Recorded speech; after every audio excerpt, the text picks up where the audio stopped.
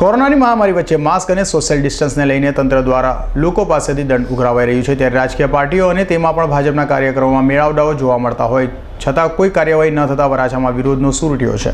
માનગઢ ચોક વિસ્તારમાં CR પાટીલના banner સાથે વિરોધ કરાયો હતો। વરાછામાં છેલ્લા 4 દિવસથી જુદા જુદા વિસ્તારમાં વિરોધ કરાઈ રહ્યો છે। કોરોનાની મહામારી વચ્ચે હાલમાં પ્રજા પાસેથી કોવિડ ગાઈડલાઈન જેમાં માસ્ક અને સોશિયલ ડિસ્ટન્સિંગના ભંગને લઈને તંત્ર દ્વારા દંડ ઉઘરાવવામાં આવી રહ્યો છે।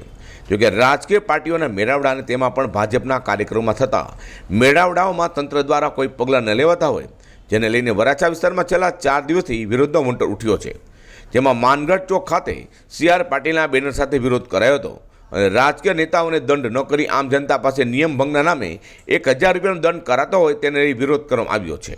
CR પાટીલના બેનર સાથે વિરોધ કરી રહેલા 2 વ્યક્તિઓની પોલીસે અટકાયત કરી હતી। જોકે હાલમાં વરાછા વિસ્તારમાં કોરોનાની મહામારીને ધ્યાને લઈ ઉઘરાવાતા દંડને લઈ લોકોમાં પણ ભારે રોષ જોવા મળ્યો છે। અઝર કુરેશી સાથે પ્રકાશવાળા G25 ન્યૂઝ।